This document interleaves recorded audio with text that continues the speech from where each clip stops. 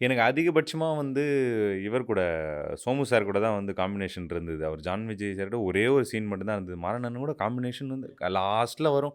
அதுவுமே பெரிய காம்பினேஷனா இருக்காது. சோமு சாரோட நடிக்கிறது வந்து பயங்கரமான எக்ஸ்பீரியன்ஸ் அது. அவரு ஒரு எல்லாருக்கும் தெரிஞ்சது ஒரு ஒரு மொரட்டு நடிகர் அவரு. அ அவர் கூட நடிக்கிறது வந்து நமக்கு எப்பயுமே வந்து நம்ம ரெடியாவே இருக்கணும். ஏன்னா, அந்த மாரி நடிகர்கள் வந்து அப்படியே ஸ்கிரிப்ட்ல இருக்கிறதுமே, இல்ல டைரக்டர் சொல்றதுமே அப்படி இல்லாம, புதுசா ஒண்ணு ஆன் ஸ்பாட்குள்ள ஒண்ணு கொண்டு வருவாங்க. அதுக்கு நீங்க ரெடியா இருந்து அத ரிசீவ் பண்ணிக்கிட்டீங்கன்னா, நீங்களும் நல்லா நடிக்கிற மாரி தெரியும். அத மிஸ் பண்ணிட்டீங்கன்னா, ரொம்ப அவங்க முன்னாடி நீங்க டம்மி ஆயிருவீங்க. அது ஒரு சிலர்லாம் சூப்பரா சொல்லுவாங்க. தூக்கி சாப்பிட்டு போயிருவாங்க அப்படின்னு.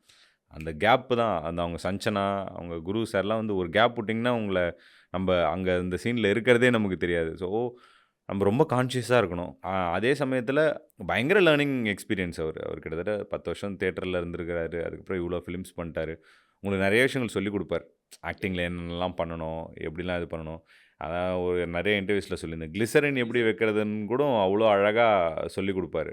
நல்லா இருந்தது. ஒரு ஒரு நடிகர்னா எவ்வளோ கான்ஷியஸா இருக்கணும்? எவ்வளோக்கு எவ்வளோ வந்து என்ன சொல்றது? ரெடியா இருக்கணும்.